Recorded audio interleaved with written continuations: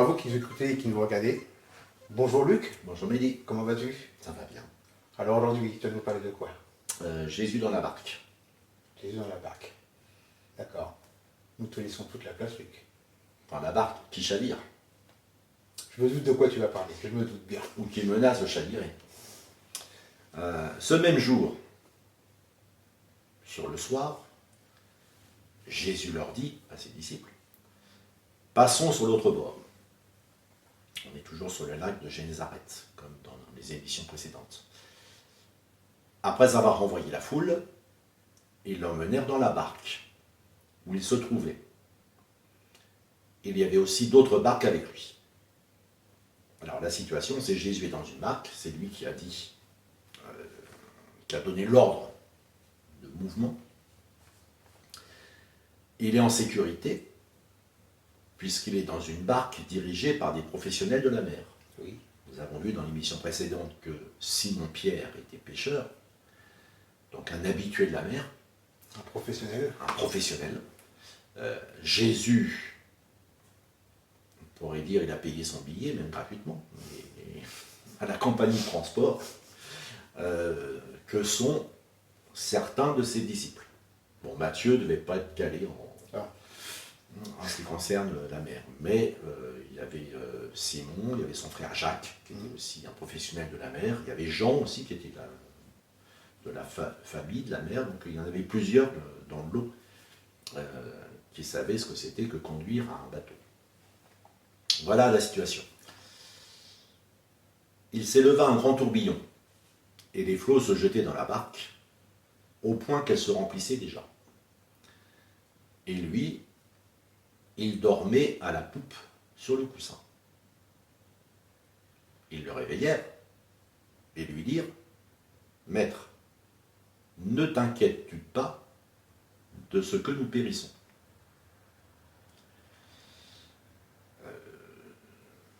La barque était au point de se remplir, les flots se jetaient dans la barque, au point qu'elle remplissait déjà.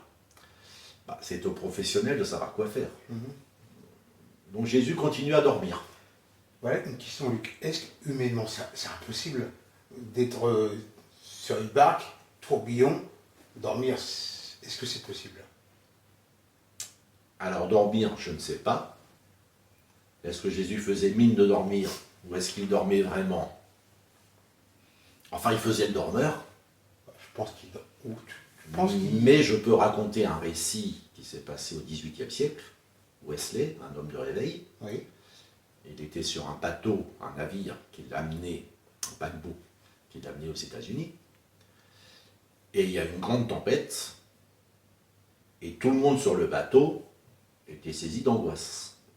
Sauf 35 frères moraves, donc c'est un mouvement spirituel qui était né du côté de la Tchéquie actuelle. Et eux chantaient des cantiques et louaient Dieu, sans aucune crainte. Voilà. Donc ils ne dormaient pas, mais ils chantaient et louaient sans crainte. Et ils étaient 45. Ah oui. Donc il y en avait 200 ou 300 qui étaient dans l'angoisse, voyant leur mort très proche, et 45 en face, qui eux ne s'inquiétaient de rien. Donc c'est possible. C'est possible. C'est Et possible. c'est possible aussi au récit de Jonas. Et votre récit de Jonas dormait, Voilà. il dormait à fond de cale. Fond de Jésus cale. était à la poupe, Oui. c'est-à-dire à l'arrière du bateau. Sur le coussin en plus, à l'aise. Sur le coussin. Jonas, alors que tout le monde s'inquiétait sur le pont, Jonas était resté à fond de cale et dormait. Il dormait. Il a fallu qu'on le réveille pour lui dire... voilà. Et d'ailleurs, dans les deux cas, c'est bien que tu parles de Jonas, parce que ils font des reproches à Jésus. Maître, ne t'inquiètes-tu pas? D'abord, il le réveille. Ne t'inquiètes-tu pas de ce que nous périssons? Moi, quelque chose qui m'interpelle, lui, quand tu dis ça. Mais est-ce qu'il connaissait vraiment Jésus? Parce que Jésus ne laissera jamais périr les disciples. Et là, c'est même pas, c'est le point inversé. Jésus aurait pu leur dire, c'est vous les professionnels. Oui, aussi. Mais là, je raconte une blague. C'est rare qu'on raconte une blague dans cette émission. C'est rare. Mais il y a une blague qui dit, le Titanic a été fait par des professionnels, l'Arche de Noé a été fait par un amateur. Lequel des deux a subsisté? Mais Jésus aurait pu leur dire, bah, les professionnels c'est vous, pourquoi vous me demandez à moi? Moi je suis charpentier. Rien à voir avec les Peut-être que Jésus en tant que charpentier savait faire des bateaux, mais pour ce qui est de conduire un bateau, diriger un bateau, le conduire par gros temps, ben, Jésus se reposait sur les professionnels, qui étaient ses disciples, je le répète. Mais eux inversent les choses. Maître, ne t'inquiètes-tu pas de ce que nous périssons? Et pour bien montrer qu'il s'agit de reproches, c'est-à-dire, Jésus, pourquoi ne prends-tu pas les dispositions appropriées? Alors, je vais vous donner deux autres paroles pour bien éclairer ce terme ne t'inquiètes-tu pas. On a le même verbe grec. Donc c'est dans l'épisode de Marthe et Marie. Marthe, occupée à divers soins domestiques, survint et dit, Seigneur, cela ne t'inquiète-t-il pas que ma sœur me laisse seule pour servir? Dis-lui donc de m'aider. Ouais, on est aussi dans un cas, donc il y a deux sœurs, Marthe et Marie, qui ont invité Jésus à manger. Peut-être même c'est Marie qui a lancé l'invitation, mais c'est Marthe qui fait tout le boulot. Alors Marthe dit à Jésus, tu ne trouves pas que c'est un peu bizarre? Ma sœur, elle est bien gentille, elle est en train de t'écouter, mais moi, je suis toute seule à la cuisine. Est-ce que ça ne t'inquiète pas? Est-ce que ça ne te fait rien? Dis-lui donc de m'aider. Donc elle attend de Jésus qu'il fasse quelque chose. Ouais, comme un ordre. Comme un ordre, voilà. Pour moi, c'est un appel. C'est un ordre à donner un ordre. Et dans l'évangile de Jean, c'est Jésus qui parle du mercenaire, la différence entre le berger et le mercenaire. Le mercenaire s'enfuit quand il y a le loup, parce qu'il est mercenaire, et qu'il ne s'inquiète pas des brebis. Mais Jésus dit, moi, je suis le bon berger. Et là, c'est pareil, c'est Jésus dit, celui qui est mercenaire, on lui paye pour faire la guerre, on lui paye pour garder les brebis, ben, il les garde, tant que tout va bien. Mais si ça se corse, il s'en va. Le berger, lui, le bon berger, eh bien, il va ferrailler avec les loups, ferrailler avec les ours, comme le faisait l'ancêtre David. Donc Jésus aurait pu leur reprocher d'aider les mauvais marins, mais c'est eux qui lui reprochent de ne pas s'inquiéter. Remarquez aussi que parfois on reproche aux chrétiens de ne pas s'inquiéter. Oui. Et il y a certains qui confondent entre la foi paisible en Dieu, qui est une chose, et l'inaction, qui est autre chose. Il ne faut pas confondre. Et parfois un chrétien est en décalage avec les autres chrétiens ou avec d'autres personnes, puisque lui manifeste une foi tranquille. Et c'est comme s'il était irresponsable de ne pas s'inquiéter. Et n'acceptez pas les procès en irresponsabilité quand vous ne vous inquiétez pas. Quand Dieu vous donne de ne pas vous inquiéter, c'est une grâce. C'est la foi, c'est la paix. C'est la paix que Dieu donne.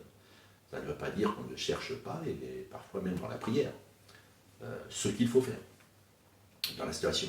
Mais de toute façon, on est plus à même de trouver une bonne solution si on est en possession de tous ses moyens, c'est-à-dire paisible, que si on est dans l'effroi, l'angoisse, l'inquiétude, où on perd ses moyens. Mais enfin, on va quand même, heureusement, ce récit a une conclusion. Ils furent saisis d'une... Alors, s'étant réveillés, voilà, que j'arrive pas trop vite. S'étant réveillés, Jésus menaça le vent et dit à la mer, « Silence, tais-toi. » Et le vent cessa. Et il y eut un grand calme. Puis il leur dit, « Pourquoi avez-vous si peur? Comment n'avez-vous pas de foi ?» Et comme dans le récit précédent de la semaine dernière, comme dans le récit d'il y a 15 jours, Exactement. c'est toujours un appel à la foi. Comment n'avez-vous pas de foi? Si Jésus est là, eh bien, tout ce qui arrive, c'est lui qui le permet. Tout à fait. Mais pour nous montrer l'utilité de la foi. Et Jésus montre là quelque chose de plus. Il est maître des éléments. Oui. Et là, on en revient à ce monde n'est pas le fruit du hasard, mais ce monde a été créé par Dieu. Jésus est le Fils de Dieu, Jésus est la parole de Dieu, Jésus est créateur du monde. Tout à fait. Donc ce n'est pas une petite tempête qui va les faire peur. Et il menace le vent, c'est le vent qui a peur. Et le vent se tait Oui. devant Jésus qui le menace. C'est un calme. Et la mer se calme devant Jésus qui lui dit « tais-toi ».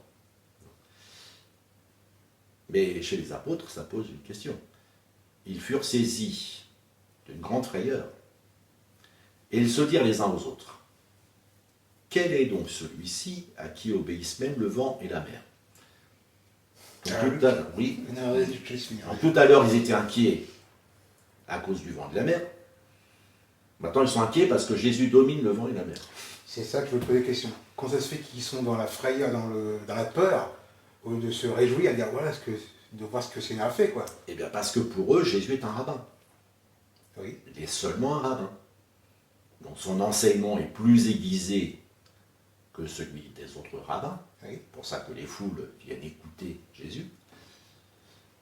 Mais de là à franchir le pas, il est le Fils de Dieu, il faudra un autre événement. Mais à la conclusion de ce récit, c'est une question. Qui est donc celui-ci? Et peut-être aussi dans ceux qui nous regardent, il y en a qui ont vu Dieu agir dans leur vie. Et qui est donc ce Dieu? Comment se fait-il que dans telle situation, je m'en suis sorti alors j'aurais dû mourir? Ou que ça aurait dû très mal se passer pour moi? Mais il y a une puissance supérieure que je ne sais pas définir, qui est intervenue. On reste sur cette question. Mais dans l'émission prochaine, on aura la réponse. Merci Luc pour toutes ces explications. Merci de nous avoir regardé et écouté. À la semaine prochaine et que Dieu vous bénisse.